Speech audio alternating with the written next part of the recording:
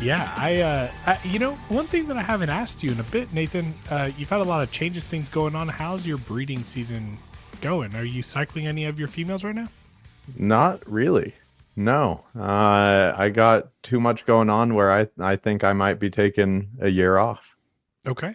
Not a bad idea, especially just kind of right now where the retic market's at anyways. It's a good time to take a year off. No, I'm just enjoying what I have for right now. And, I've been wanting to refocus. It's just taken a little bit longer than I thought it would originally. But yeah, no, I'm excited about next year because I think I can really kind of focus up on some of the goals and, get back to it next wintertime. I still have big red to build. That should only take me a day, but a couple animals that I want to move out, both, a couple of yearlings and then a couple bigger animals too, which I'm excited to talk with our guest tonight about, just experience in receiving adult animals. But right. Yeah, no, I'm getting a ball python. Yeah. Well, not technically, but yes, technically, but is it a PetSmart fancy ball python? It's I don't know what kind of pied it is, but it's some kind of pied. Okay, cool. I mean, at least it's a really pretty one. I love it comes with a prettier keeper, so that's what matters, right? There you go, exactly. Yeah. So she's moving her snake in and sharing space with your retics. It's gonna eventually nice. we're gonna have them quarantined probably in the bedroom for a little while, but yeah, no, that totally makes sense. My breeding season's not looking really too big. And I think that's just because I have some females that aren't cycling, but I have my Solaire that I'm pretty sure is gravid.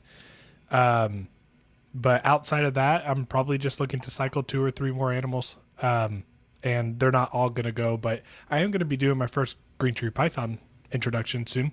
So okay, that's a little nerve wracking for me. So is it the Arus? Yeah, the Arus. Okay. Yeah. Well, I was trying to think what you had that was old enough and ready to go. So yeah, long-term captive imports. They're over 5 years, and I've seen the male starting to pace around and move a bit, and they're now hugging. Like before, they both would be on the left side of their enclosures, right? But now, like the female's hugging they are both on the right side. So like their cages are next to each other, and so they would be on opposing ends, but now the male is hugging that right side and the female's hugging the left side. I started increasing her food, so we'll see how it goes. They're evil. They don't like me. So I was going to say, I thought they might have some attitude on them. I'm not looking forward to doing the introductions. I'm going to get bit like 8 times by the animals, getting them out and putting them back in, but we'll see how it goes. All right. Well, make sure to do it live on Patreon Zoom for us. Right. Yeah. Speaking of Patreon, for those of you that are listening, tuning in for maybe the first or handful of time, we have an awesome Patreon community that has a extremely active Discord.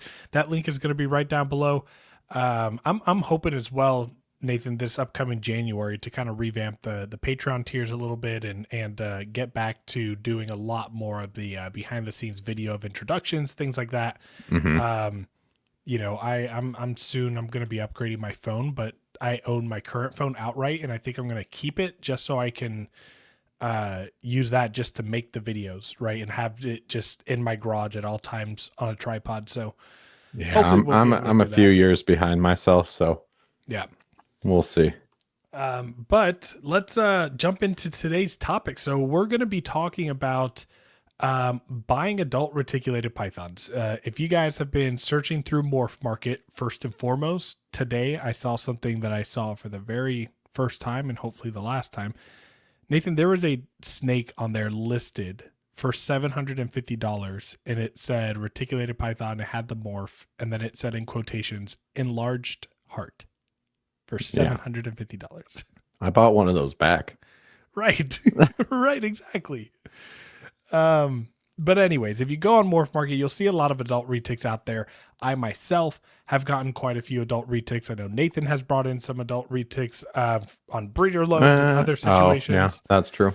Yeah, it's just taking in an adult and like the things that you should probably consider and know. And we have a long-standing Patreon member, Alex Koppa, that's joining us to talk about it because he recently just got his hands on a pair of F1 Halmaheras that are about 5 years old, if I'm not mistaken. And if you guys have listened to the podcast before, just kind of have heard, but Halmaheras aren't always the easiest snakes to work with. And so want to hear his experience on that whole aspect, as well as us just having a fun conversation about the ins and outs of buying adult retics. Because I know that there are a lot of breeders out there that are new. Seeing adult is a very desirable thing, right? Like ready to go, proven breeder, all that good stuff. And there's a lot of pros, there's a lot of advantages. And then we're going to talk about the not so pretty side too. So Nate, you got anything else? No, let's welcome him in. Whether you've poured your heart and soul into your reptile business or you've just begun your business journey, AE Foundry has you covered with next level expertise in graphic design, motion graphics, videography, photography, and so much more. If you've been dying for a new logo for your reptile business, motion graphics for your current logo, a new website, or need assistance making your video podcast come to life, then listen carefully. AE Foundry's mission places storytelling at its core.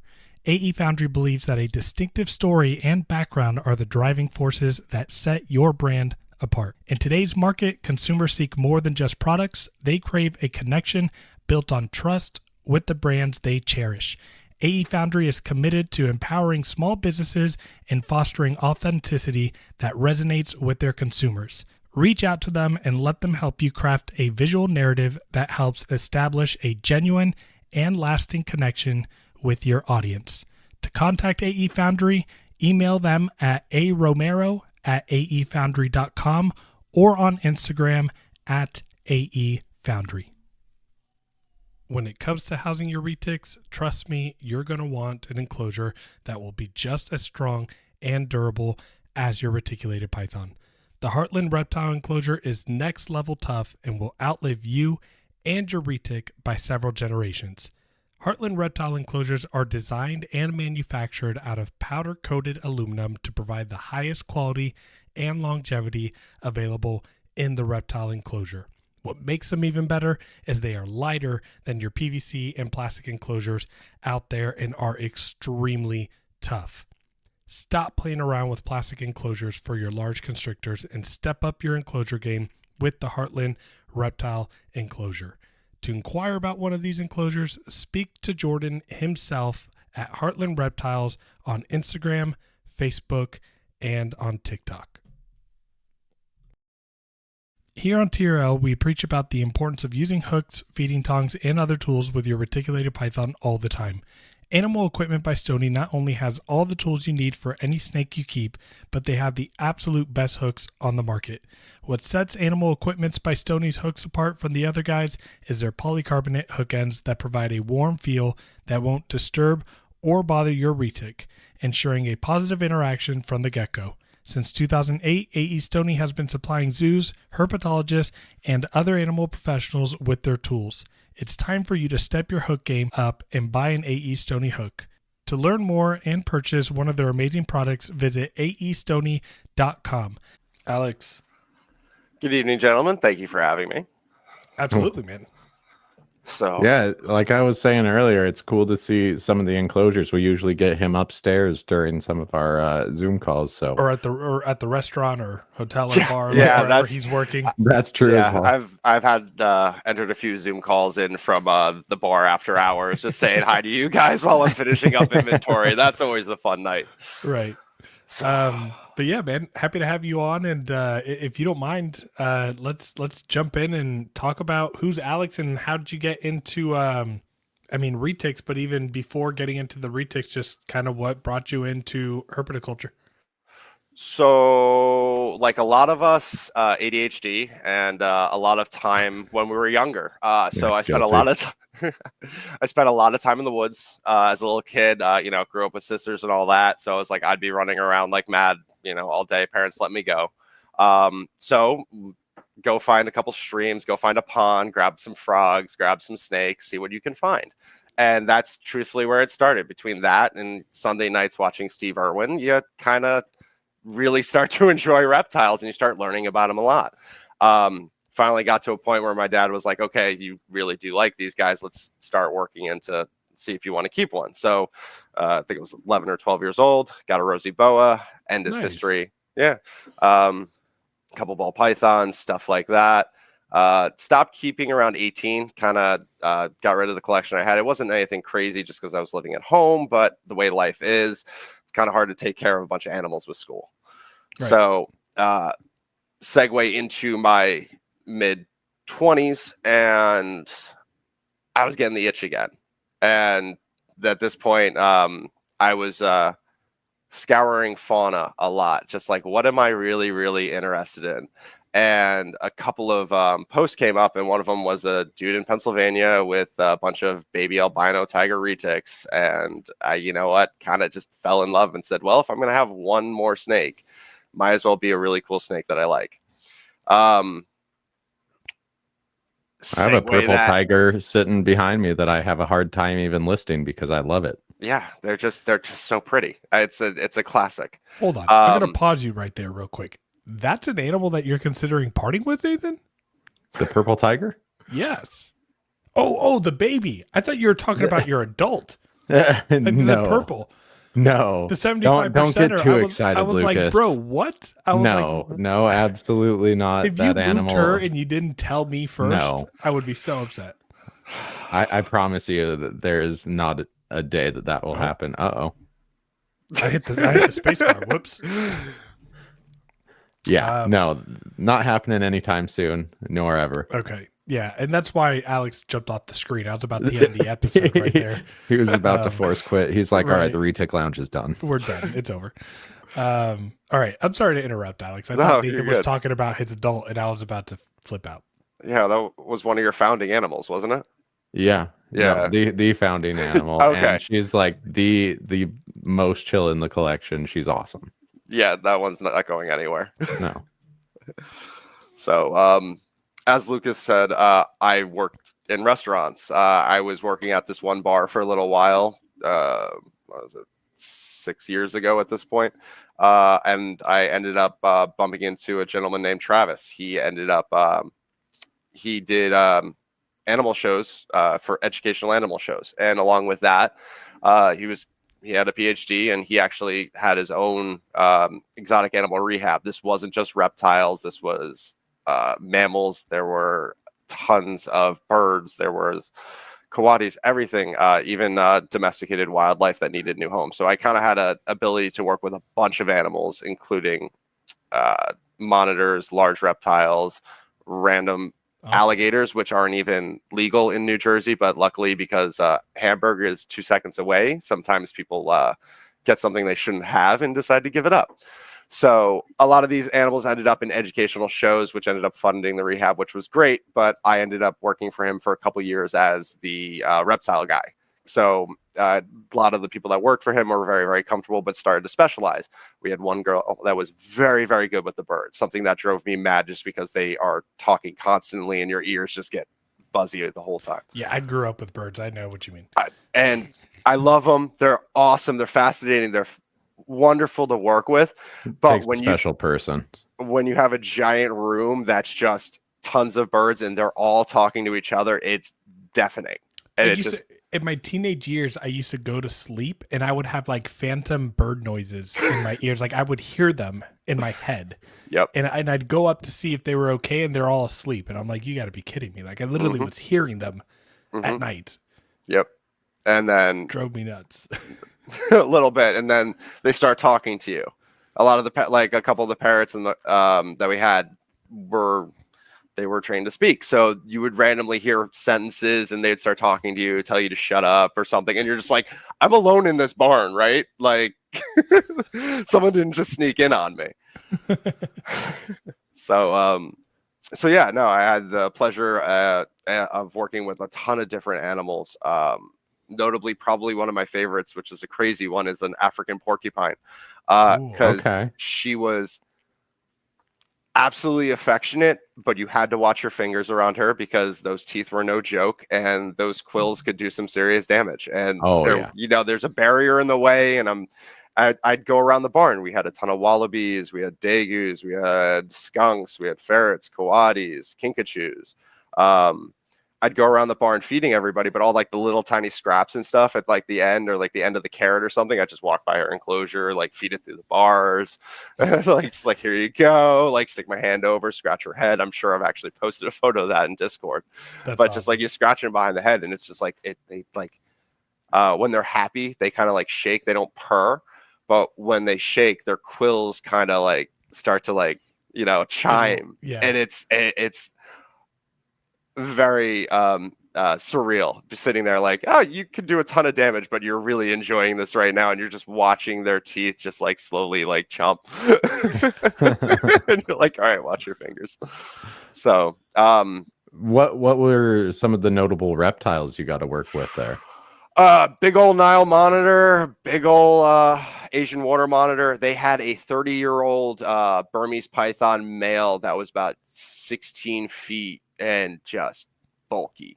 And his name was Savage, and he was the gentlest big constrictor I have ever worked with. This was you had to be like, he was so overexposed to everything. This was the animal you brought out, you laid on the ground, the kids came up, pet him, did all that. You just kept an eye on his head.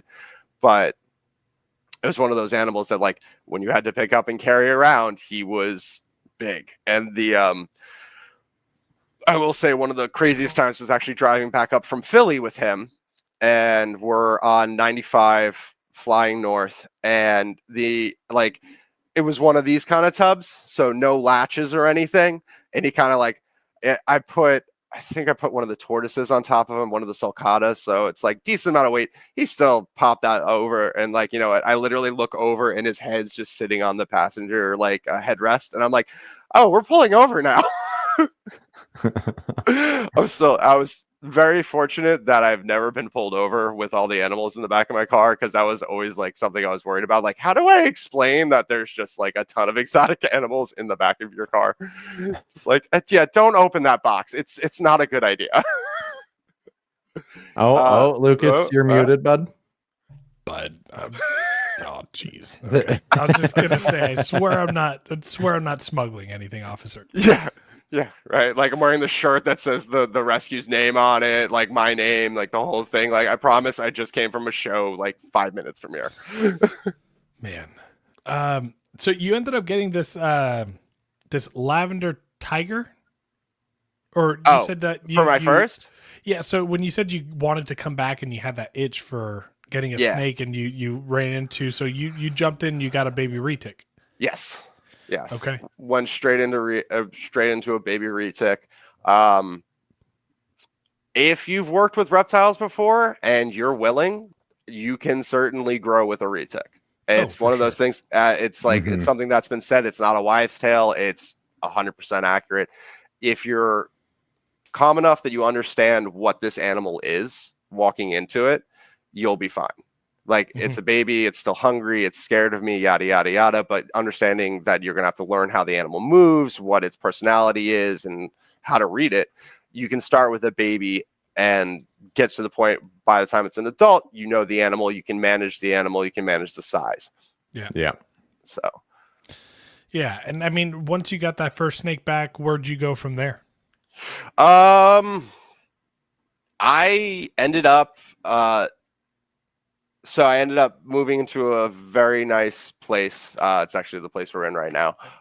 It's 2-bedroom condo, half-finished basement. Behind that wall is a full workbench with the washer dryer and a full slop sink, which, as you boys know, a slop sink with retics is very, very nice. I'm still crying that I don't have one. Just do it. I'm still renting one day. Gotcha. from there was just figuring out what I wanted. I ended up picking up from there was a purple Sunfire Motley. I don't have Penny anymore. I ended up giving her to a friend because she was sweet, and I ended up not wanting to use her in any of my breeding programs that I eventually made you, and realizing that I wanted to streamline what I was doing to fit where I'm going with life and how many you can handle. Like you guys know, when you have too many, it's just you can collect them all, but you still got to take care of them and feed them, and it's a full-time job regardless. Yeah. So ended up with those two for a while. This basement was not set up to be a reptile pad at all. This was a hangout zone, video games, music zone. From there, it just kind of snowballed. Ended up figuring out what I wanted, picked up, I've got a Solaire from you. I've got a Citron Tiger hiding back there. I have a Moschino Tiger hiding back there. A couple of ghosts. I have 2 boas, which are the only current non-retics in the collection. What are you hinting at? I talked to Todd. Oh, so I'm getting I'm getting a dream species. Good for you. I got to get the permit in, but I'm gonna get a 1-1 Eastern Indigos. Good for you, dude. That's a bucket list species for me too. Yeah, those were. I was actually down in your old stomping grounds. I think you were a little bit farther south, but I was in North Florida with a buddy of mine when I was like 19. And we stumbled across a wild one. Nice. And that was just... That's insane. That's a once-in-a-lifetime experience. U.S. herb. I don't even know if they're... I honestly don't think they're still native in that, since this was over a decade ago at this point. I don't think they're even in that range anymore. But absolutely gorgeous. Didn't musk us. Didn't try to bite us. Was super chill. And I was just like this giant American colubrid, and I was like, okay, this is amazing. And we got our fill and let him go, and it was a wonderful experience. Since then, I've only got to play with them one other time, but it was a gentleman out in PA, and he never ended up. He had my information and was like, oh, I'm going to breed them. I'll get them over to you. Like, you'll get the permit, all that. He never got back to me. That was probably 5 years ago at this point. And then Todd's been talking about this clutch for a minute, and I remember saying a couple months ago, I was like, yeah, like put me down for one, but a few things were going on. And then like he had just like a couple days ago was just like, hey, does anyone? And I was like, email. Yes. Like, yeah. Yes. Shoot me a text. How much you don't need that permit if it's in state, right? In state, correct. It's a interstate travel permit because it's an endangered species. Yeah. So because he's out of state. So in theory, if I were to breed them, get a clutch, if I sell them in my state, you don't need it. But if I ever cross state lines with it, we do need it. Right. So, yeah. Right. Awesome species. Congrats. That's huge. Thank you. Yeah, that's going to be a really cool one. So I loved one of the snakes I got to work with a lot at the rehab was actually a Mexican black king snake, and it was just one of the. It's like, to me, I just treated it like a mini indigo. That's because that's what it looked like to me. It was like 5.5 feet. I was like, oh yeah, you're cute. Right. Yeah. Yeah. Behaviors on them are cool. Our buddy Phil, when we go over, it's one of my favorite snakes to hold. When Nathan and I have been over there, and they're great animals. But so how many retics are you at right now? All right, hold on. 4, 5, 6, 7, 8, 9, 10. 10. Did you just count by your feet? You got snakes by you?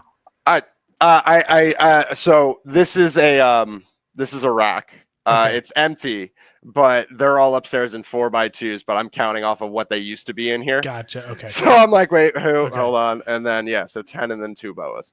Okay. Awesome. Yep. Okay. I'm down by 1 snake, but same amount of retics. Yeah. Yeah. I got a clutch of 27 babies I just hatched, so yeah. I don't know how many retics I have. But okay, so I guess I'm curious. You got that first retic and everything. I mean, what was it about the retics that like you decided like, hey, I'm gonna like pursue and get this, because you've had experience working at that Rehab. you know, with other reptiles, you kept a rosy boa growing up and some other snakes. And I guess, like, what was it with the retic that kind of just won you over? Their brain, their active nature, honestly, how active and easy they are to read. Once you really get to know them, they're very expressive. I mean, the boas are one, like, I've taken a bite from my Doomerol that just kind of like flowing through my hands, no apparent reason for any of it. There's no food smell on me. There's nothing. Literally just turned around and chomped on me. Same with the Rosie, actually. The Rosie was very much a like, oh, is this food? Kind of like nom testing. Retics are always very upfront with what they want and how they're telling you. Once you learn how to read it, once you understand them, they're very easily read because of how expressive they are and how they move. And that to me is very, very fun. And it's also kind of annoying with how smart they are because they act one way around you. And then you bring over a friend and you're like, oh, yeah, no, she's great. And then she's like, no, there's two people here. I don't know who this person is. And then they act like a completely different animal. See, I usually see it go the opposite way. I'll bring people over, and the ones that I generally wouldn't pull out, I'll give them a test and be like, "Oh, you're gonna act really cool today. Awesome, yeah, Fantastic. let's go for it." Oh, Lucas, twice in one episode. This is a new low. Man, this is I'm. You know what? This break coming in December is looking nicer and nicer and nicer. Man, rookie mistakes tonight. I was gonna just share my experience with having people over, bringing snakes out. One thing that I see, and again, I try not to personify or try to give them human characteristics, but I see it frequently is, when I hand a smaller snake or even a larger snake to someone, if I'm the one getting it out and I give it to that person, I normally see them always coming back to me. They'll extend back out or anything. If I put my hand out, they'll come over. And again, I don't know if it's because they are used to me, right? And this is someone new with a different scent. I don't know if it's just because, like, oh, this person took me out. So, right, like, he's the one who's going to put me back in, and maybe they just don't want to be out. But yeah, it's always an interesting experience having people come over and getting to interact with retics. And like you said, the brain, the way they think. I tell people this all the time, like, sure, there's probably species of pythons or other species of snakes out there that are more beautiful than retics. But as far as like a handling experience, retics are 10 out of 10. Like, the handling experience of getting to work with a retic there's nothing that I've ever kept that beats it. We also want to thank VivTech Products for being an affiliate sponsor of the Retic Lounge. Stop by VivTech Products for the best UV spectrum lighting on the market that will enhance and improve your snake's overall well-being and health. Visit vivtechproducts.com and use the code ReticLounge23 today for 15% off. Again, visit vivtechproducts.com and use our affiliate code ReticLounge23 today for 15% off. Looking for the perfect accessories for your hatchlings or juvenile retics? Look no further than Heli Guy Serpents. Our sponsor, Chris Sexton, is coming in hot with an amazing 3D printer, creating top-notch perches and other caging accessories for your beloved pets. Enrich your retics environment with their high-quality products. Use our promo code TRL10 for a 10% discount on your purchase. Visit them today at heliguyserpents.com and start giving your pets the best. Heli Guy Serpents, the premier source for 3D printed caging accessories. Again, that's www.heliguyserpents.com and use our promo code TRL10 for 10% off all of your 3D printed accessories today. Yep. And you get a very large running female. The workout is also quite nice too. Oh yeah. Yeah. So let's segue into, so you have, a couple handful of retics, and let's talk a little bit about this main topic about getting adult reticulated pythons. So I guess you've acquired, how many of those did you buy as like mature animals? Like, these are larger animals that you don't know at all. 3 to 4. Only because of what we were talking about earlier with the Sula. Okay. Yeah. So, I mean, definitely an animal that you had no right, experience with, and she's still a 9 foot, right. 10-foot animal, pretty big bodied animal. Hmm. I guess what's been the main difference for you in regards to like buying the animals at a young age and raising them versus what you get into when you're acquiring an older animal or at least a larger animal? A lot more jump scares for fun. Like just in general, I got a couple of stories for you that we'll get into. Um, uh, Not a test of patience in any regard, but an understanding that you do need to move slower is a big one. It's you don't know what to expect. Like despite what anyone tells you, okay, she's a biter, they're a runner, totally sweet, like perfectly tap trained. Well, my tap training might look very, very different from your tap training. Yeah. Is a big one. Like tap training to me is like one tap on the head, like two, like I'll take my hook, like tap on the back of the body, head turns around, tap on the top of the head, and then they're like, okay, we're not feeding. All my animals know this because this is how I approach it every single time. You don't know what they're expecting coming into it or whether or not they've even worked with that animal. Like the Motley that I have right now, she's skittish. Like she's a great animal. Once she's out, she likes to move. She likes to roam. She hasn't come back at me like full mouth yet. But she's ultimately a great animal, but no idea with that walking in. So you're just looking at a very impressive animal that's coming in. And that story is a whole nother one. She had a 9-pound rabbit in her gut when she was sitting in the back of my car on the way home.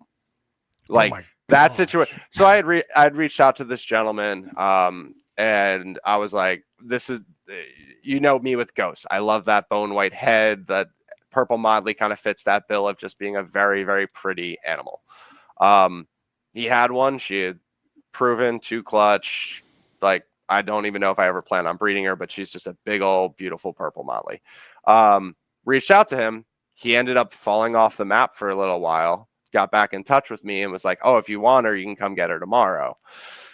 Okay, fine. Let me rearrange my schedule. Let me drive an hour and go get her.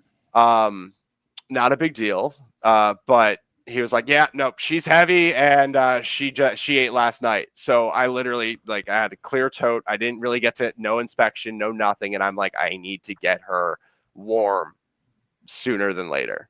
Right. So even at that point, I'm driving my car with the heat turned up, making sure that we're about 80 degrees inside the car on the drive home for her. Like So in all that, just again, so now you have a hungry snake, or not a hungry snake, you have a full snake who is now in like digestion mode, which also can mean scared very much. Like you're in a very vulnerable position, your stomach's full, you're not moving as fast as you want to be. Rabbit's huge. Yeah, it wasn't. Yeah, it's a really big rabbit. It's a heavy meal.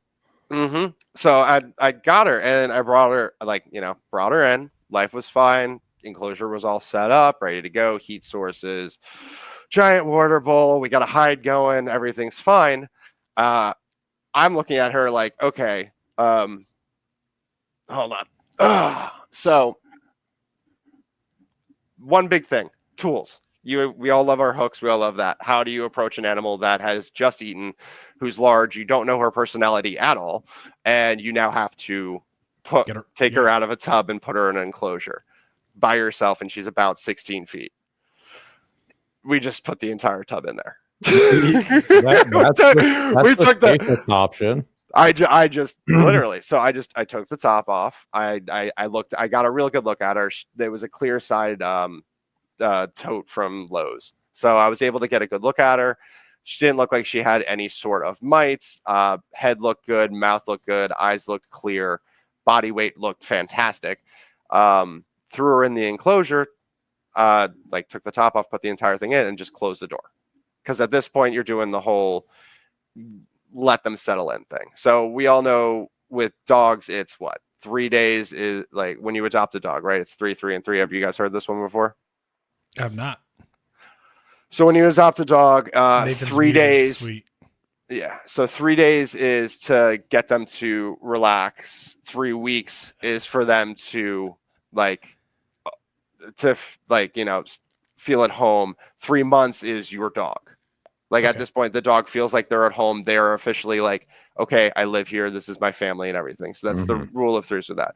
We don't really abide by that with retics in any sense, because even with retics that I've gotten in, even as babies, they come in, you talk to the ball python community and they're all like, give it a week, let it in its closure, don't touch it, don't do anything. I pull the retic out, I inspect it, I put it in the enclosure, let it slither around a bit. I go grab a rat, defrost it. About 2 hours later, I'm dangling a rat in front of their face and seeing if they're hungry.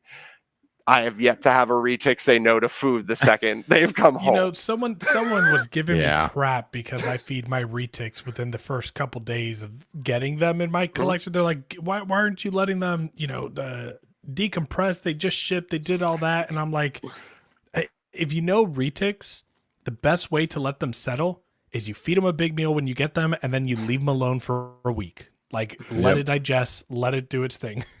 Yep. Like that. Yep. That's just what you do with retics. They're not ball pythons. They don't not eat for 4 months of the year. They are going to eat. And the only time that I think a retic will ever not eat when you get it is if you put it in a huge empty enclosure and it's a little animal, or if the person who sold it to you didn't give you a very well-established animal. Agreed. It should eat. Yeah. No, they should know what food is. Like it's something that they're, and honestly, Wanda, my female Halma, she's just voracious. Like she wants food more than any other retic I have. And it doesn't matter. Doesn't matter what. Like you and I had talked about this. You even told me feed her larger than you think is possible. And I was like, all right. Like she's got a tiny head, but every time she wants food. So she's had rabbits, she's had guinea pigs, she's had colossal rats. It's literally, I think it was the massive football of a guinea pig that I fed her. It was like the first thing that actually like she calmed down enough to go into like a coma. Like she finally hit her retic coma and was like, okay, I'm happy now. I'm going to go hang out under the heat. Couple days there, went back into the hide, and then just, made a mess of her enclosure for me to clean up. So I think for me, like I've gotten quite a few adult retics. And that first, everyone likes the cute unboxing videos of the cute little retic, right? But let me tell you, unboxing an animal that you've never worked with, that is a sizable animal. That's the only difference, like I guess, is I haven't had the sizable animal part of it. Like the male I got sent to me, he was an adult and didn't know what I was getting into, but he was small. Yeah. And I mean, just like, for example, like, when I got my first Solaire proven breeder, and then I got my second Solaire proven breeder, I'm carrying a tote or box that's, 50 to 80 pounds, depending on which animal I'm talking about. And I'm carrying, I put it in the garage, and I'm in there and I'm like, okay, I got to open this thing. And this is the biggest snake I've ever had. Holy shit. What's it going to be like? Right. And so it's not like a cute unboxing of a small snake where you open up the bag and you're like, hi, little friend. Like, no, this is the beginning of a very important relationship. Yep. And I cannot mess up. So a big one for that for me was always have enough space to work with the animal. It was like, so you have your garage. I'm a little bit tighter down here, but it's all that goes away. This entire thing, like a lot of space in my garage. Oh, well, that's true. But it's making sure there's lines for it to move. Because when you're talking about a large, I mean, your adult female Solaire, she's 14, right? Yeah, 13 and a half, close, probably approaching 14 and about 85 pounds. Still has a good 5 foot reach if she wants to. Oh yeah. Easy. Yeah. Easy. Yeah. That's my point. So you get when I said go slow, open up, see what's going on with her. Initially, she didn't move at all. She didn't lift her head up. She didn't do anything. And I'm like, okay, you're cold. You're digesting. You have no idea what's going on. If I actually try and move you out of this box right now, you're going to be overly stressed. You're probably going to do something stupid. I'm going to do something that's going to upset you. And the best thing that we can do is just let you rest, let you come out on your own, get your heat, and we'll see where it goes.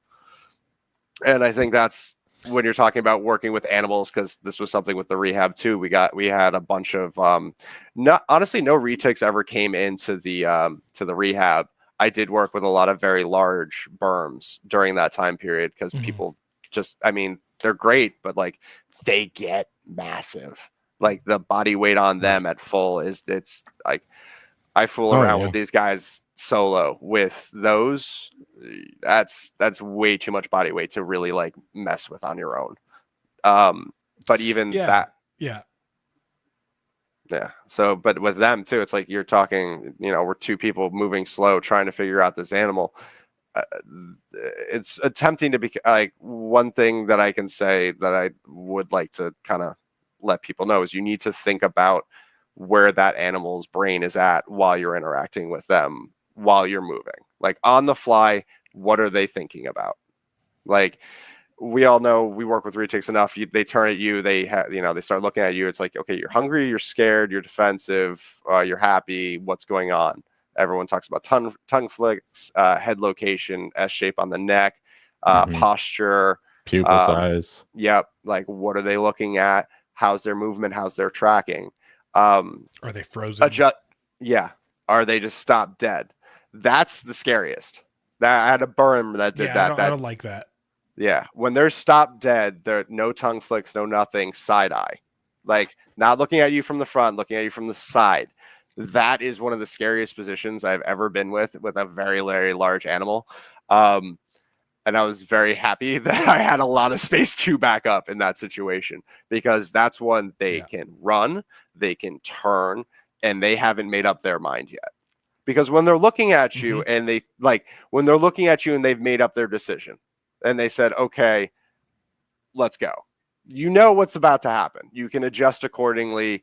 I can back up. I can work with this animal, but I know that they are now looking at me in a different way. When they're still deciding, you have to let them get time to think. Was always like a big one. You have to figure out where they're at, and you need to be able to gauge that without having to cause any undue stress. Like if I even threw this out, I think it was for Jamie actually, with Willow. Is that the one I'm thinking of, or is that a different snake? No, it's Willow. Is it Willow? It's her large, the old school SD she got from Kagan. Old school super dwarf that she got.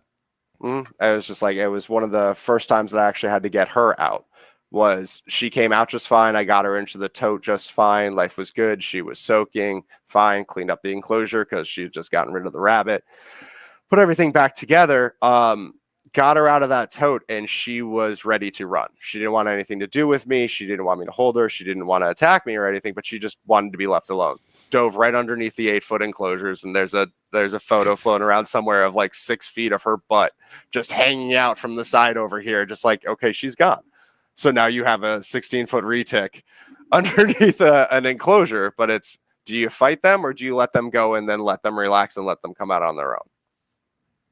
So I'm not fighting a 16-foot snake. No need. Ever. No need. Ever. No. You can come out on your own. Throw my back out again. I'll leave the room and I'll just check in an hour, and hopefully you haven't knocked every enclosure over. Okay.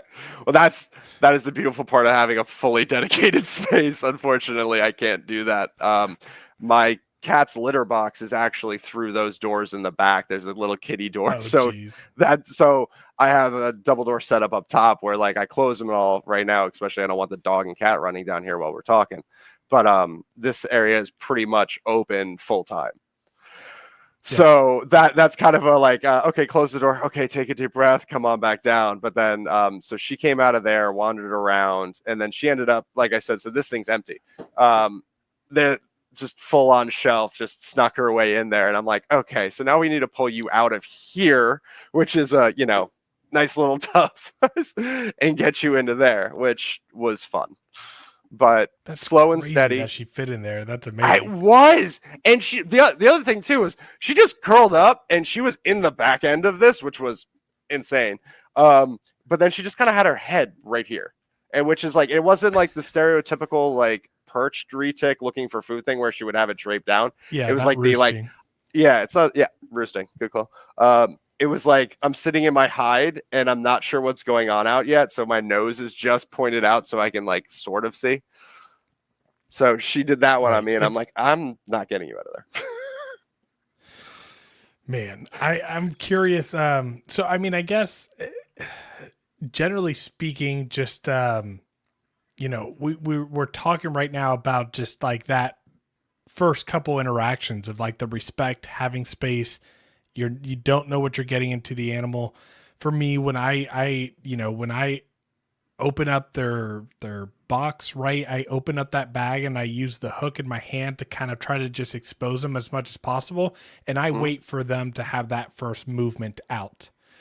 And when their face is out, I'll just use my hook and I tap it. They typically kind of like pull back and like just are like, whoa. And then it's worked pretty much like this for most of the larger animals that I've gotten or the adults is at that point they start to just move out, and I use the hook and I guide that upper third to just try to like link them into the inside of the enclosure, and then just try to hopefully let them go through, and that's worked for me. But with those large animals getting in these and again, I keep using the word large, I'm just talking about mature adult or proven breeder animals. Even the wild caught Kalatoa male that I got from Glenn, only about 8 foot, right? But same exact thing, especially being wild caught. Like I'm just going to open up the bag. Worst case scenario on a snake like that, open up the bag and just put the bag inside the enclosure. Then give it a meal the next day and then start to, I don't know about you guys, but I get a pretty good read of a retic just by walking by its enclosure and looking at it. Like you can, again, they give you that side eye. They have that like They're sus expressive, look like on their face. Alex was talking about. Yeah. Yeah. So Have you been bit through the bag yet or slashed through the bag? I have. No. Really? Oh, Yeah. really? Yeah, it was one of Tristan's No, not animals. me. It was a Damn it, male he Tristan. had that we are going to try to breed with, and I was just holding it like right under the knot, and all of a sudden just had some blood leaking out of my thumb, and I looked down and there's a good slash. What? Really? Yeah. Yeah, that's never happened to me. Oh. Now I know it's possible. And I see a lot of reckless videos of people doing that with venomous Hot. snakes and how they're Yes. carrying the bag after that. Drives me crazy, but that's one of those moments where I was like, oh, I'm glad I don't keep anything actually dangerous. Yeah. Right, exactly. So I guess as you're taking those precautions and everything, I'm curious. Like for you, what's the that? So we talked about that being like things that we want to do, but when we talk about getting a captive bred animal at a smaller age, do you take a different approach? Or are you a lot more hands on and like, hey, if you're gonna bite me, you're gonna bite me if it's smaller, and we're just gonna work through this? Yeah. Actually, it depends on the size. Like a true, like the Slayer I got from you was quite literally a scoop. Like put it, like got him in my hand, brought him up, and was like, okay, like you are tiny, and like smaller babies. And I'm not saying like I'm not sitting there dumping the bag out. Like I'm going slow. Like I do open the bag, I do give them a second, I take a peek in, see how they're doing, see if they're moving, kind of give them. If they're small enough that like I can throw the bag into my hand and let some of the residual heat from my hand kind of like give them a little bit of heat, I will do that. But if they're just kind of hanging out, yeah, like I'll just pull them out. Like for the most part with that, I will like, I think having a enclosure prepared is the biggest thing with this, because I will pull them out. I'll make sure they're good. The ability to give them a good once over in my hands is a lot easier than with a larger animal that you don't know anything about, because for the most part, I think only one baby retic that I've gotten in has even close to like open their mouth at me when I was like unboxing them, literally. And it was one of the ghosts, one of my female ghosts that I got in, Cass. She was good, like came out, like nose poked out. I was like, okay, cool. Stuck my hand, got most of her body, wrapped around my wrist, and then kind of like came down, and then like she was getting heat, and then kind of like opened her mouth to like go in, but she ended up hitting my watch, and like just like bonked off. She like bonked off of it, and I was like, okay, something's going on with you. Let's get you warm and see how your personality changes. Someone didn't like their flight. Yeah, exactly. Which Yes. I don't blame them. Yeah, I think that I'm curious, like what and this is kind of a question for I guess the three of us, but like who's the right buyer for an adult retic? Nathan, you're about to sell some mature animals. And someone with experience with retics. Yeah. Okay. Someone with experience with retics, someone that specifically is looking for that retic is a big one. It's not just the side of me that worked at the rehab very much saw a lot of the people that would come through and be like, oh, I just want this big, impressive animal. Well, when that novelty wears off, where does that animal go? Or like, so for me, you need someone who's going to really, really appreciate that animal. And it's someone with experience, and it's someone who is willing to take the risk, because you don't really know what you're going to get with a adult animal. Even with a trusted breeder, it still comes down to how is that animal now going to interact after travel, after coming into this new home? How is their personality going to be, and can that person manage it? Right. So even your sweetest snake can have a horrible trip, come out very, very annoyed. And if you have somebody there who doesn't know what they're doing, and that snake comes around, takes a chunk out of them, just defensively throws a nip out, right? Throws a nip out. That person throws back, peels away and puts the animal in the enclosure. Now you have a very, very negative starting experience with your relationship with your animal. Let me ask you this. When you were buying your adult retics, were you ever vetted? Did you ever get any questions asked? Like, did any of the sellers actually just make sure that animal is going to someone who was going to be able to work with them? Or were you forthcoming as a buyer, like, hey, I have experience, blah, blah, blah? I was very forthcoming as a buyer, just in general, because it was, hey, I'm looking at this animal. Ever worked with retics before? Yes. I currently have X amount. That was one of the things actually with the Sula that came in handy, was the gentleman wasn't in a good position to keep her, even though he really did want to keep her.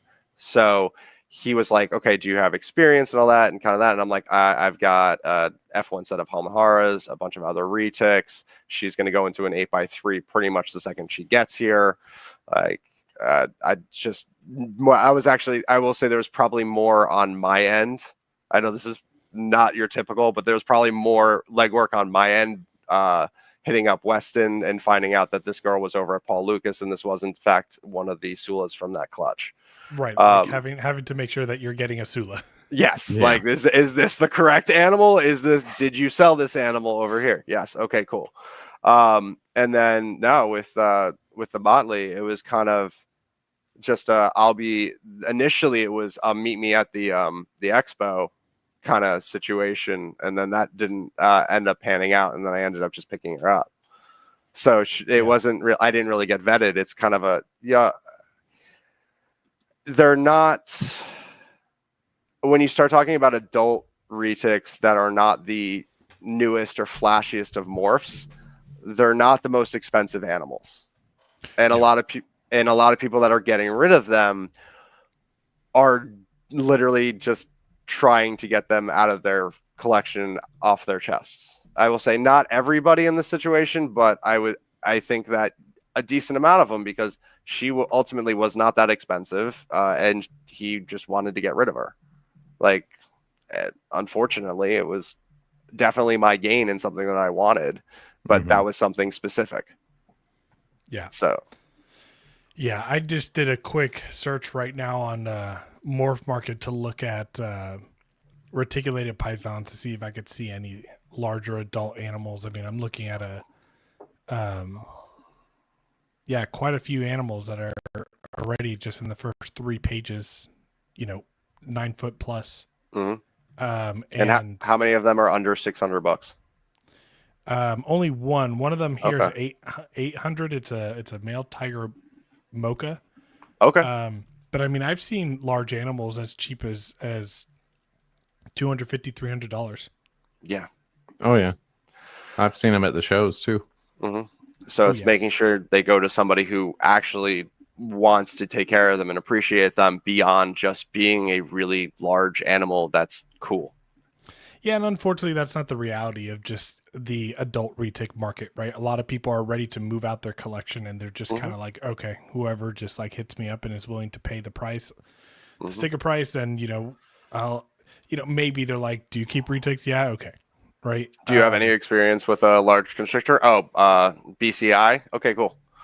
Yeah, exactly. I mean, and that's even that I think a lot of people are not even asking those kind of questions for a lot of the adult animals, but I'm curious what the take us into your Halmahera story, because I know that Nathan's got some good experience with the difference of behaviors with Halmaheras in a much smaller package. I don't know It's a that I smaller have animal. a great experience. I didn't ever lay hands on that animal. That's exactly what I'm talking about. And I worked a lot with mine when they were younger, and so that's why they're great animals now. But they do have a very different way of thinking and ticking. And we talked a little bit before They're you made the cracked out. purchase. Mhm. Huh? They're cracked out. Yeah, they're Yeah. like Yeah. they're a meth. Yeah. But well, you facilitated it. Yeah, they see an authority yeah, it was figure and Tigger. they run towards Yeah. it. Yeah. So you were the go between for the beginning, just like, hey, there's a adult or almost breeding pair of Halmas available. Is anyone interested? And me going, okay, yeah, we can do this right now. Right. Yeah. Right. So what was the experience like from the buying perspective until when you got those animals and your handling experience with them? I want people to like understand kind of the good perspective of what it's like getting a pair of adult animals or, sexually mature animals that you don't really know. And I want to use the Halmahera as an example. So they are a bit of a think all retic personalities on crack. So when they're happy and they're moving, they're on crack. When they're hungry, they're on crack. When they're pissed off, they're also on crack. It's just the way they are, and they break. So, okay. So opening them up was actually kind of nuts. So, yeah. So he's I still can't understand how you guys do this backwards. So he's over here, she's over here. When I got her out, she was not happy at all. She had peed and ultimately just destroyed the bag she was in during the time period. Was able to, pulled her out. Like great temperature, boxing was on point, everything was on point. She not suffered. She went through the flight just fine, but she did use the restroom and she was not thrilled coming out of that bag. She came out like a coiled spring. I opened up that bag and, had my snake hooks around me. I've got, 4 within view of the camera right now. There's more hidden elsewhere. Had them all around me and she just came out. And you know what? I had one side of the enclosure already open, ready to go, scooped her up, got her up in there. She turned around, got her in there, tickled her tail, and she just kind of ran to the other end of the enclosure. I was like, okay, all right.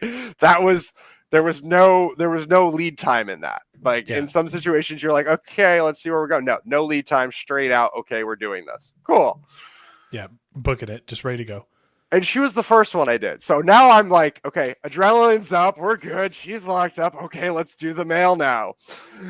Open the bag, and the mail is like totally uninterested. Like just chilling, totally fine, no problems whatsoever. I was like, okay, all right. So did use the snake hook, kind of got half his body out of the way, grabbed the other end, got him into the enclosure. Life was totally fine. Fed them within about 48 hours. Like I think feeding day was like the next day. So I was like, okay, cool. Throw that into rotation. Let them sit, feed them. She got a 1.5 pound bunny. He got a colossal rat. He was very, very happy with the rat. She was not thrilled with the bunny. But after that, first interaction with her was stellar. I think I ended up. You said she wasn't interested in the. She wasn't thrilled with the rabbit, and I mean that more in a she was still hungry after Gotcha. the Okay. Yeah. Okay. The Wasn't Halmahara satiated. still hungry, and it wasn't a like one thing you and I talked about. They have smaller heads. Like I'm very used to mainlands. I'm very used to how much they can eat, even at their like larger range of what they can eat. The Halma's heads are just smaller, and like it's kind of deceptive because you're thinking about it in a like in the mainland sense of like, okay, at that size, I'm feeding them this. It's still leaving a good lump. They're happy. Don't think about it. She's a much older animal than a mainland is with that head size. So she wanted those calories. And just like they can definitely stretch their heads bigger than they give them credit for. So I gave her a smaller rabbit thinking like this is a good size, and it left a nice size lump, but for her, it wasn't enough food. He was very, very happy with his rat, and he hung out in the hot hide and was just like, okay, I'm good. Leave me alone. No problem. So first interaction. So I will not yank them out at all until like they've officially like pooped. Like I need to clean the enclosure, that kind of thing. That's one of the first things. Like, so I'll reach my hand in, I'll get the water out, I'll change the waters and all that, but I just let them chill, eat, and then like wait for them to poop. After that first interaction of like once they've pooped, that's when I go in as a like, okay, now we're gonna pull up, do a full cage clean, and really kind of start working with you. And they like a general manner that you're going to be used to. Welcome to the routine. This is how this situation goes. I'm going to be cleaning your cages a lot. This is how the routine goes. So got her out, and she was sweet as could be. I mean, again, she smacked the enclosure several times trying to eat me, like after I fed her and all that. She is a very, very high food drive. I open that door. She comes out to say, hi, are you food? Do you have food for me? Once you break her out of that, she was very, very good. Switch over to him. Completely different personality. So we went from crazy when I got her to sweetheart to chill and does not care to I don't like you anymore. Like even after eating a giant rat that he was super thrilled with, went into a coma, threw out a shed for me, whole shebang. He was like, no, no, nothing to do with you. Pop that door open. He was very like standoffish, and he was curious. Same thing, same food drive, same everything, but broke him out of food drive, and he wanted nothing with me coming in to grab him. Now, once I got him out, he was a lot more chill. But that initial getting him out has had to be a very, very relaxed process for him in order to get him to where he is today. Now he's tap trained, pull him out. We're good. But for that first month and a half, 2 months, it was, I mean, I don't think, yeah, they're on top of the 8-footers right now. I have gloves. I have the full animal gloves that go to here, leather studded. I use them with him. He was the only animal in here right now that I continually use them after 2 or 3 handlings, because he just didn't want anything to do with me for the beginning. And I have a feeling that was because he was smelling a lot of girls. There's honestly,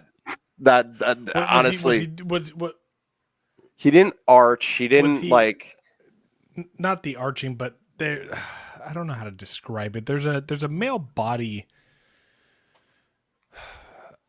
So it's not an arch, but like, so Nathan, you know, when a female is gravid and they buck the hook and they like don't want to be touched and they're very sensitive, right? I get that experience with males that are breeder ready. They won't arch or anything, but you touch them with the hook and they just they're throwing elbows. Yeah, they're throwing elbows. I cleaned my male a few days ago, put a new water in, put him back in, like interaction was fine.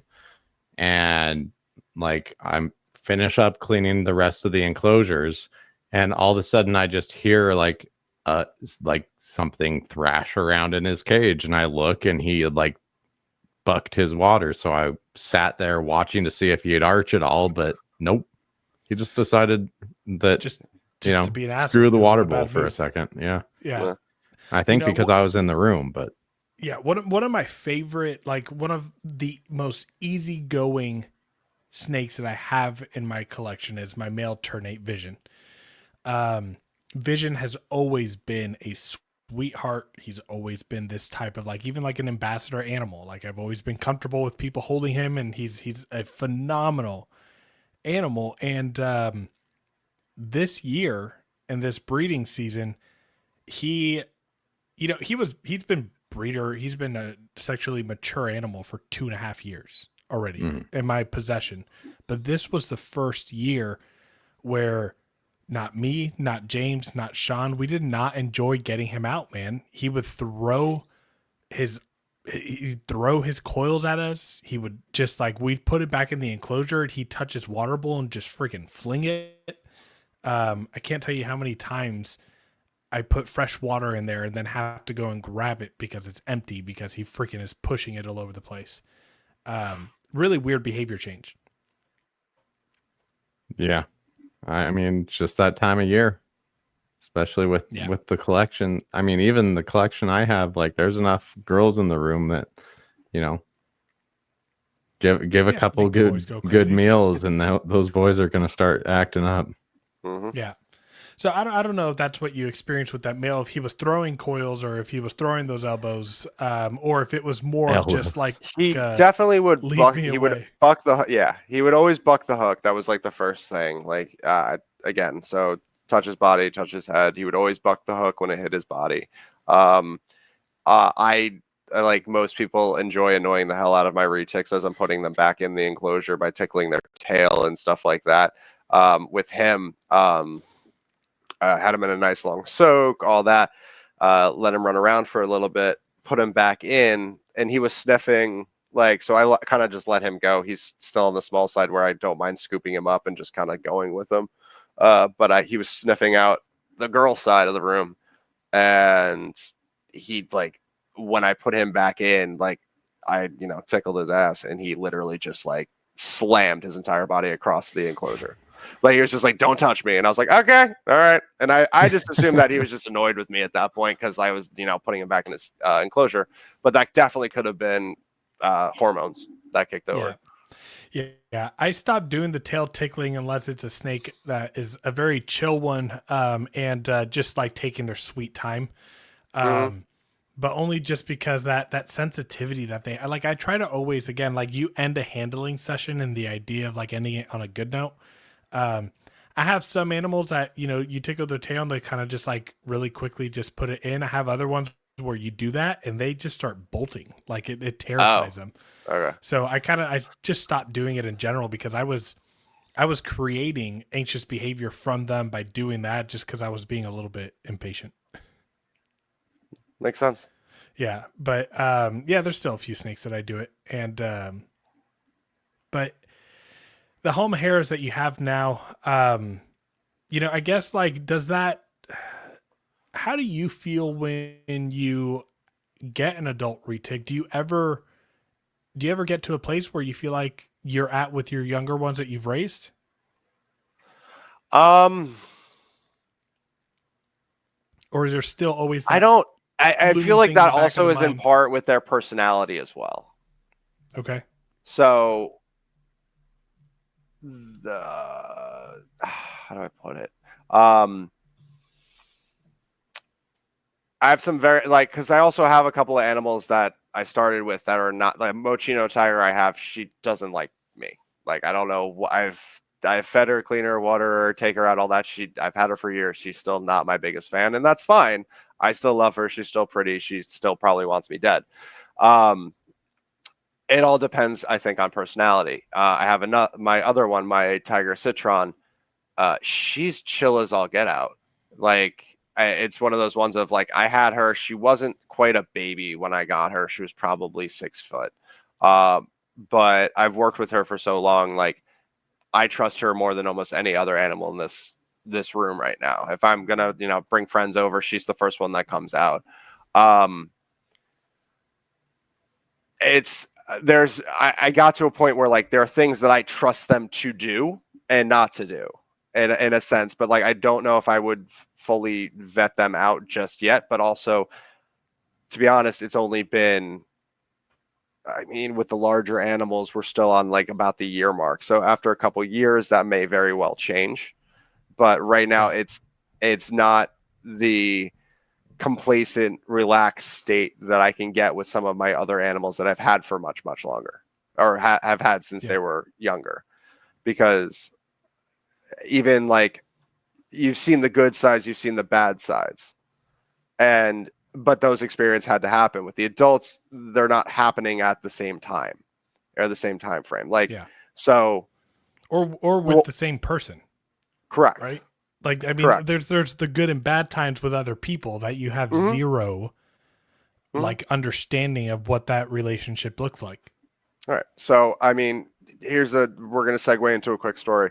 How many times have either of you gone to feed your animals and they swing and miss? Right. Yeah. Pretty often. Yeah. Quite often. And not often. My adults, not all that often, but some of the stuff that's growing a little bit more excitable. Yeah. Right. Yeah. So I've had a couple experiences with the big Slayer girl. Yeah, I was going to say, I think we've told that story, right? Yeah. Where she came fully out of the cage. Yeah, she came fully out of the cage. Oh, did she? It was not fun. Well, actually, it wasn't even a feeding day. She just came out for food. Just like I opened it up and she just lunged out, and then she was just out of the enclosure. And I was like, all right, this is fun. Mm-hmm. So, some people might not know that it takes a while to defrost an 8 or 9 pound animal to feed. It takes several hours. Actually, I use a small fridge in the back and leave them in for 24 hours, and then I start really thawing them. So when I fed her, it was really, really late. It was actually the first true feeding I had with her. And 9 pound rabbit, I was 8.5, 9 pounder. She completely missed it. So I'm on the far end by the drum set. She completely missed it, came out. So at this point, I just chucked the rabbit into the enclosure because I was like, okay, I'm not going to have this out here making a mess all over the place. She came out 3 feet, not a ton, but she came out and just stared at me. And I'm like, okay, here we go. Here we go. Now this is happening. And she stared at me, waited, didn't really move much. I had, which hand? I had the giant snake hook that's back there. That's your go-to standard giant Python metal hook. I had that fairly close by. So I, backed up, let her look around. Right in front of her was a huge fan of cat litter pans, by the way. You can do a zillion things with them. I love them for trays. For snakes, you get a bunch of rodents that you're feeding. You can put them all in there with a paper towel on the bottom. It's fantastic. So that was right in front of her enclosure with a bunch of just excess liquid. So a little bit of blood, a little bit of smell, everything there.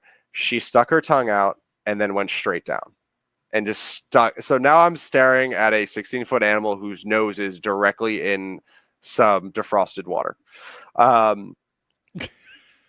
And mind you, she's over the rabbit. There's a 9 pound rabbit underneath her, and she's just nose in the water. And I'm like, okay, you need to go back in your enclosure because if you come out here in full feeding mode, this is really not going to be fun. So basically, grabbed the big hook, guided her. Didn't really even touch her, just kind of put it in front of her nose. Like she ended up, let her sniff, do all that. She came up looking, and I was like, okay, put it in front of her nose. Guided her backwards, wasn't shoving her, wasn't pushing her, wasn't doing anything crazy. Got her back in the enclosure, closed the door. She couldn't find the rabbit. I don't know if that's because she was directly under her hotspot, if she was just amped up or what was going on. So waited for her to come back, did a nice little loop of her enclosure, came back around, grabbed the feeding tongs, which another SE Stony product, got a nice set of 4-foot tongs, stuck them in there, kind of slid the door closed, grabbed the rabbit, shook it nice and quick for her, gave her a little bit of a dance, and she went for it.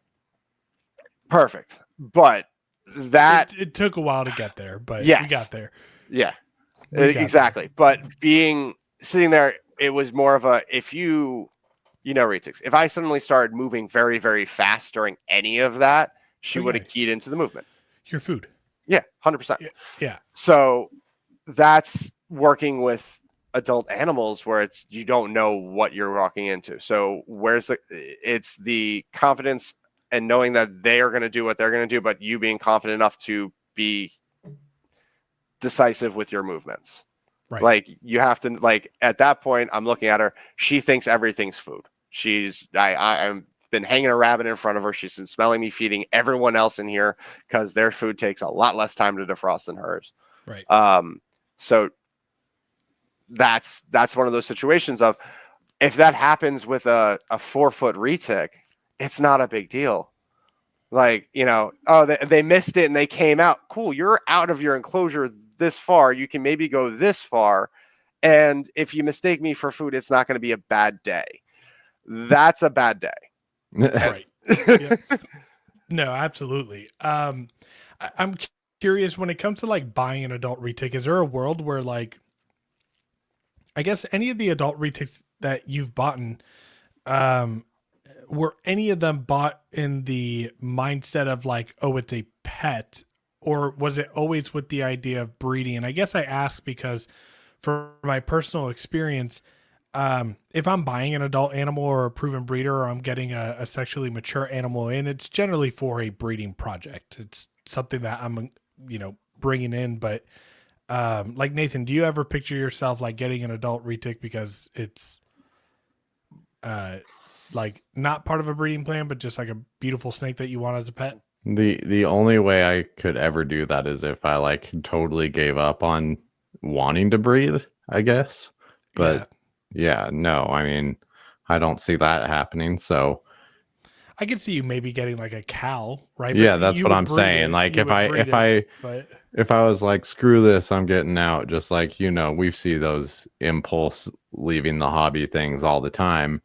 But like, yeah, I'd probably have a cow retic around. yeah, that makes sense. So that Sula is not really a planned pairing ever. What? Crazy, right? She's already gonna be massive. Okay, we all know this. How many people can really, like, honestly? Yeah. How many people are going to be as crazy as we are and say, yes, I want one of the largest pure localities that Hey, you keep have. me out of this. Yeah, sorry. That you can possibly make. I want the largest one that's going to take the largest enclosure, eat the most food, take the most resources, and I'm going to make more of them, and people are going to buy them. There are plenty of people out there right now. Jake Klotz, I know for a fact. I'm pretty sure Travis Warren as well, yourself included, who have Sulas from this clutch that will eventually make more.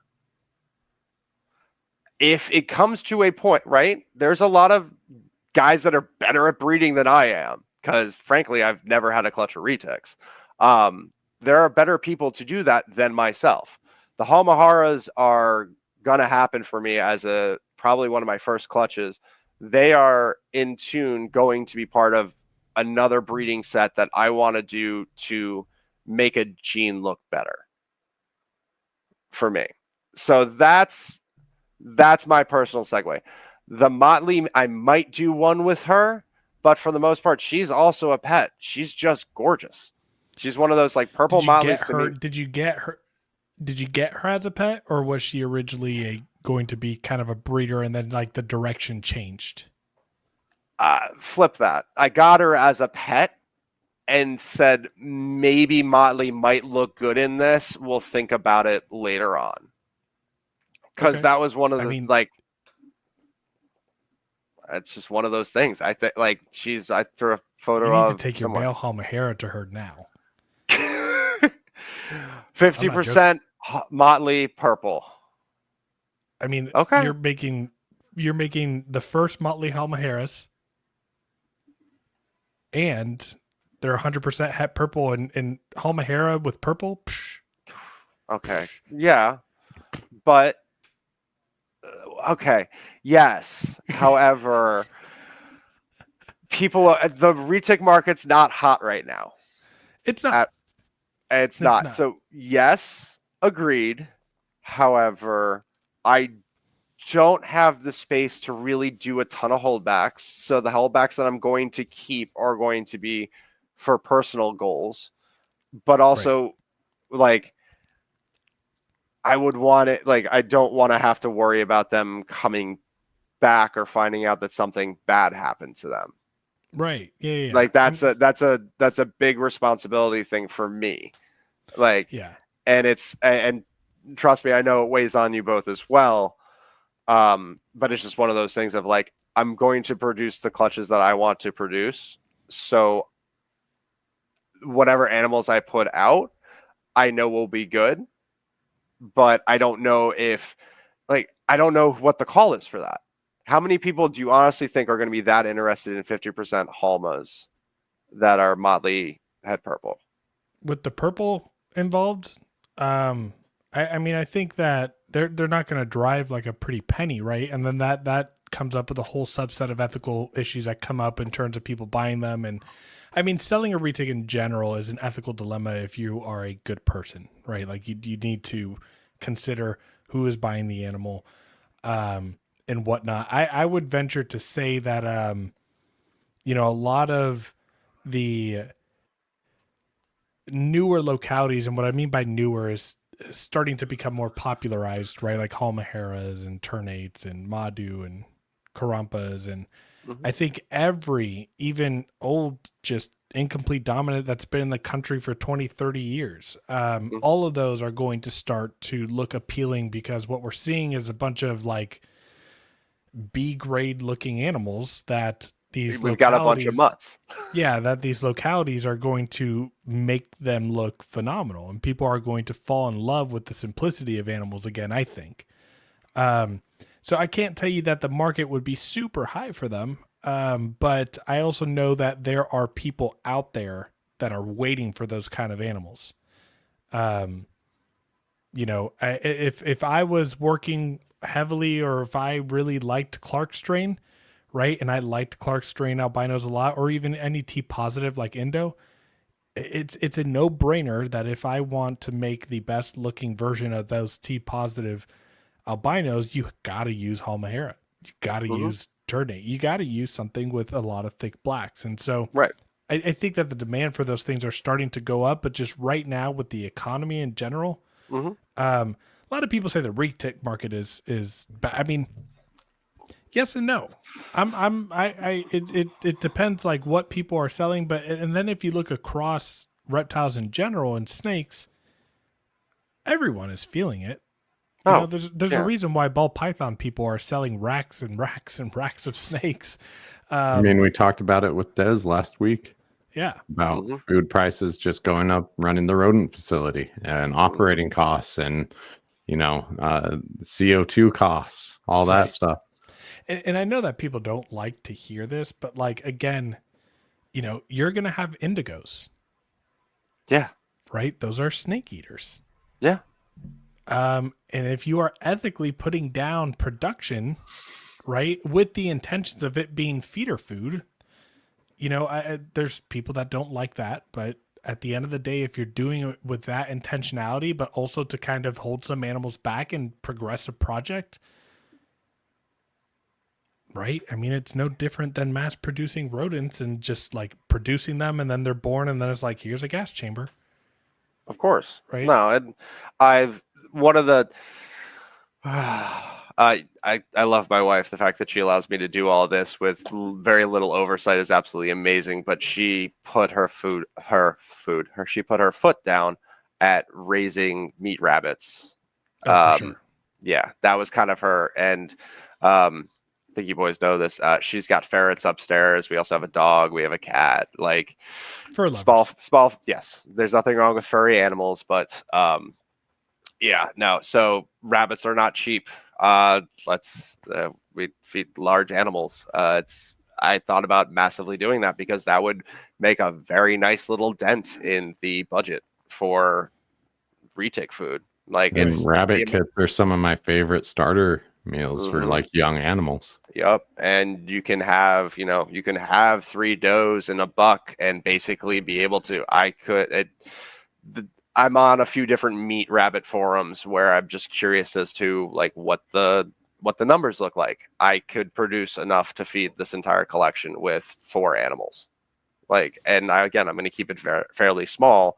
I have no intention of doing a giant facility. It'd be lovely, but it's never going to happen. Right.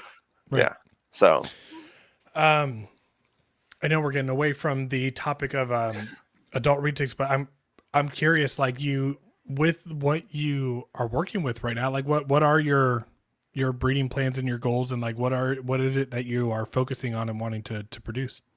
So Halmaharas, these are F1s. I want to make F2s. I think having that bloodline available to a lot more people is going to be very, very good. I think it's going to also be nice to have a pure dwarf line, another pure dwarf line available to people that can then in turn use it for their own benefits, but also to keep the retics genetically happy in our country for a little bit while longer. Because eventually we're just going to get to a point where it's just not feasible.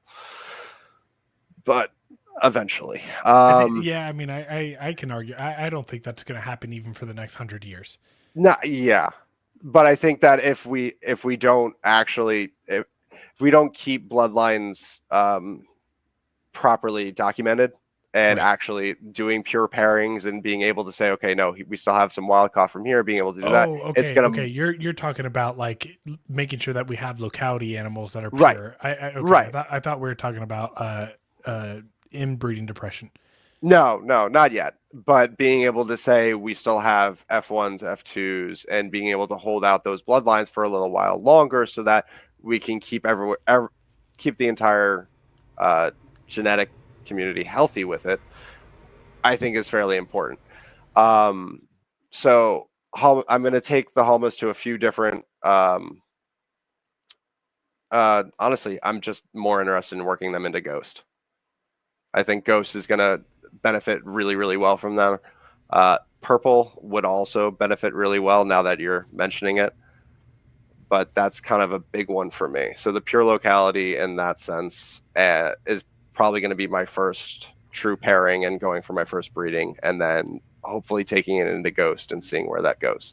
That would be awesome. I think that's a project I'm really, really, really looking forward to. I'm not sure if I've heard anyone else wanting to take Halma into Ghost, but I would love to see Ghosts start to be outcrossed to some really nice localities. Yeah. See, that's the beautiful thing about retics is that, you know, even though there are freaking thousands and thousands that are being produced, like the ability to create phenomenal looking animals is still very much alive and out there because localities are getting their shine. They're finally getting their moment. Mm-hmm. People are being, I guess, just more selective and focused, which is a really good thing to hear from someone who hasn't had their first clutch and having a vision and an idea of what you're doing, and you're not just playing 1 + 1 = 30. Right. Right. Especially when you start talking about animals that are, I mean, her last clutch was 32 animals. Yeah. So when you're talking about bringing in a bunch of the, very large clutches, I think it's important to have a plan in place and a reason for it. Not just like, oh, I want to see what happens here, but like, okay, I want to do this for that reason. One of the reasons specifically for me is I love Ghost. I love that bonehead look. And a lot of them that are produced, a couple of them are really, really good, but a couple of them are really, really not. And we've learned from other breeders, Travis Warren even said it with Tiger, affecting the yellow heads in them. It's like bringing that. I think you're muted, brother. I was going to say, yeah, it's a terrible breeding. Yeah. So in terms of receiving some of your larger animals, what did shipping look like in terms of how each person selling did it? So I can only, unfortunately, I only have one of those. The other ones were pickups, one of which was the rundown to a couple. I was a 8-hour round trip, and the other one was one stayed over on the day's notice. Yeah. So those were the fortunately pickups, not deliveries. For the large one was actually, it was funny. I, walked into the hub, chatting up the lady, and she's like, "Oh, what's in there? Blah blah blah. We had a lizard get out the other day." I'm like, "You had a lizard get out the other day?" Apparently, a black throat monitor broke out of his enclosure, or not his enclosure, his box. Because I'm thinking about it, it's like it's a bag, it's styrofoam, and it's cardboard. That's not that difficult to get out of. So, Lucas. Lucas. I got a train going in behind my house, and We- I'm muting myself, and damn it. You're really catching up if I surpassed you at all. No, I don't think you did. 2024, you definitely won. But yeah, I was gonna say not at all for a monitor. yeah. That would be very easy to break through. Mm-hmm. I'm just gonna mute myself the rest of the episode. You guys have a good time. Good night, everyone. Oh, But man. no, the Halmas were it was a fairly decent, not fairly, it was a decently heavy box. 2 separate bags, heat packs and everything. But no, it was a very, very large box, carrying it down the stairs and then bringing them out. It wasn't super, super difficult just because they're very lean. Like, especially at their age right now, they've got good length, but compared to a mainland of the same length, they are much, much leaner. So the ability to put 2 sexually mature animals into one box, it was a good sized box, but they were able to stay separate. There was no crowding on top of each other. They were able to, there's plenty of packing in between them. Heat sources. Now, was were it good. just like a general ship your reptiles box, or was it like, okay? Yeah, no, it wasn't anything crazy. They did not require that large of a box. The Motley would certainly the Motley would require either shipping her in a tote of that size or creating a wood I was box. gonna say that's the tote size that I picked up my Solaire in from the airport. Yeah. Honestly, I love that thing, but it's a 4-foot tote. Like, yeah. When I saw that, and I saw that box when I walked up to the airport, and I saw that, I was like, "Oh boy, okay, this is gonna be good." It was the one that's that length, but it's shorter. Okay. And yeah, I will say when I ship an adult animal, and this is just a tip for anybody, when you send out an adult animal, even if it can fit in a cardboard box, FedEx is going to charge you an arm and a leg. You guys need to tap into Delta Cargo, Southwest Cargo, to ship an 80-pound package via FedEx. Would probably cost you about $450. To ship that same 80-pound package via Delta Cargo or Southwest Cargo costs $95. Oh wow. Okay. Yeah, it's so much cheaper. So that's if you're shipping it out and you want to save money, if they're paying a lot and you're eating the cost of shipping, or if you are a consumer, and someone is saying, yeah, it's going to cost $250 to ship them, say, can you try Delta Cargo?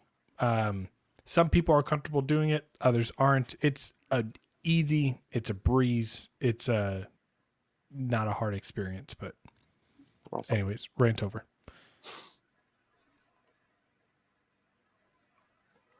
Yeah, I was more just, wondering, that was a good answer, honestly, from you, Lucas, just because, like, shipping costs on heavier animals, like, what other precautions do you have to put in place? But right. Yeah. And what I will say as well about cargo is that it's same day flight.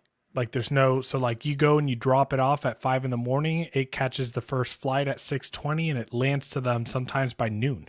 Right. And Oh so, wow, that is really quick. Yeah. So it really is. It's to me, it's a lot less stressful. Now, depending on, Southwest Cargo, I got to be there at 4 a.m. So oftentimes I'll box them up at like 10 p.m. at night, and then they sit in that tote, and then I drop them off at 4 a.m. But with the way that cargo, Delta Cargo works and Southwest Cargo is, kind of like FedEx Priority overnight, right?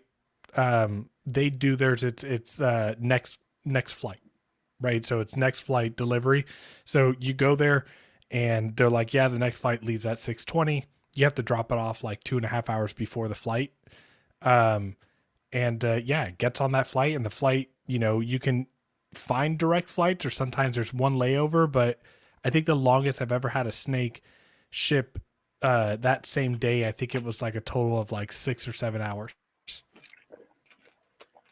So just in my, maybe it's a smoother experience if someone's getting a big animal, right? That it's not being taken on a truck and then on a plane and back on a truck and then to a facility. Mm-hmm. So especially with I had one issue where the driver dropped it off, like apparently had the box, dropped it off at the wrong address, and then had to go back and pick. Yeah. Oh, yeah. Trust me. Can you imagine that nosy person that would have opened up the box?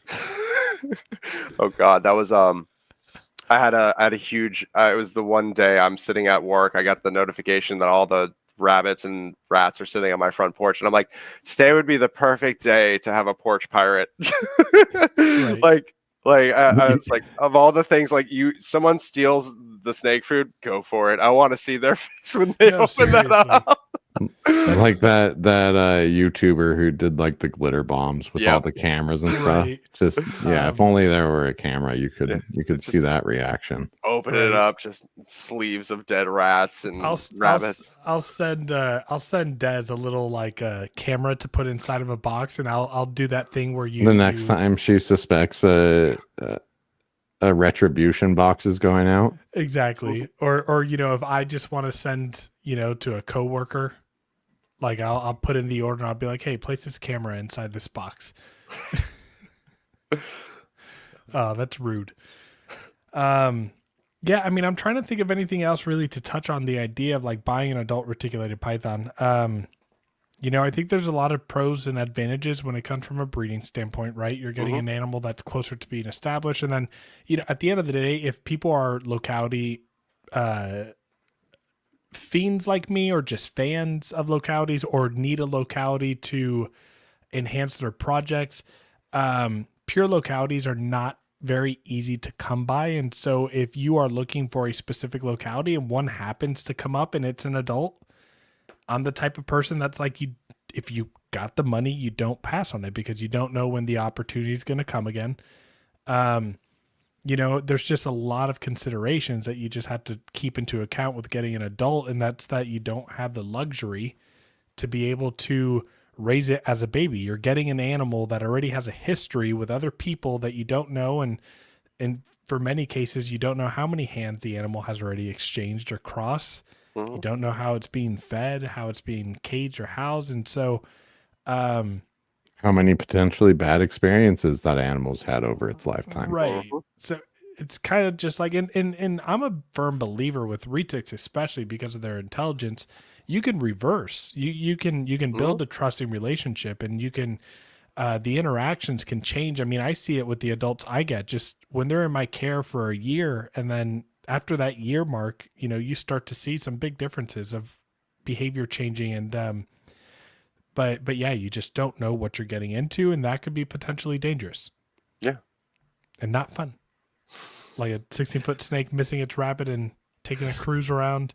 I find that hilarious that it just stuck its face in the water. Yeah, just straight out. And that's why I was like, I know you're hungry. You're literally sitting on top of it. Jeez. Yeah, no, I have one that I have to refeed sometimes. And even though it's in its enclosure, it's sitting on top of it, just like that animal. I have to like coax it to the other side, sneakily open the up the other side of the enclosure, try not to get bit, grabbing it with tongs. Like, yeah. Y'all do. I just, if it misses, I just drop it in the cage, close it. I'll check in the morning. If it didn't eat it, I'll thaw out something else. I'll give it to it, and I'll pull the bad one out. Yeah. But yeah, no, that whole plane, like when you have drop down doors, Nathan, you gotta sometimes like entice on one side so that you can open the drop down. Like that's what that sounded like. What you were saying, Nathan. I hate. Oh, you got the boa files. You know all about drop down doors. Yep. Nope. Well, that's what the 6-footers are. So I know exactly what you're talking about. You're sitting Yeah, there, they- you're literally like dancing your hand on the one side, like, come over here, please, thank you. Got to open this up real fast without you coming out and swinging. Got to have that space. Exactly. And even if it's not even a feeding day, but they got that food response, right? It's still just like, it's like, come on, come over here. And then you're, as soon as you like put the key on one side, it just like immediately goes there and you're like, son of a bitch. Yeah. Oh man. Yeah, I only have 4 drop down doors right now and I'm hoping to just move them out anyways, but, or maybe just put the carpets in there. They'll be fine. Carpets would do good in them. Yeah. I don't think you have to worry about carpets lunging out at you. Those are eventually going to be for the Doomerals will end up in there and probably the indigos. Cool. 6x2s for the indigos and Doomerals will probably be okay. We'll see how they end up, but Nice. Alex, you got anything else on the topic? no, just think about it real good before you dive in because it's going to be a fun ride and you're in it. Like there's those situations come up, you need to be able to be prepared for it. So it's thinking on your feet and being calm. If you're not used to handling a large animal, that it's a very, very steep learning curve. Not that it can't be done, but you should think carefully on it. Right. And don't do what I did and have 2 retics that were only 4 feet long and then be like, I'm going to get wild caught animals. Don't do that. That's not a fun learning curve. It's a great, like, you learn a lot, but yes. Yeah, very fast. Very, very fast. Alex, do you mind just dropping your social media plug if you have a reptile page and everything that you want? I don't. It's all personal. Eventually, maybe one day, but for now. All right. We'll call him Alex the Ghost. There we go. And and you're working with Ghost. I like that. All right, Alex, we're going to send you out to the back room. Appreciate having you on. We'll definitely have you on again as you start to get closer to those projects. And we'll follow up with how things are going. And, when you get that first clutch on the ground, I'd love to have you on and just talk about that whole experience. I love hearing people's excitement with that first clutch. It's a great experience. Looking forward to it. Thank you for having me on. Absolutely, man. Take it easy. You too. All right. Huh? Hi. Hi. I muted myself a lot. Yeah, it was funny. That was terrible. You're trying to show people that you really need this break. I mean, I'm really not, but I would like the break, and that's why we're taking it.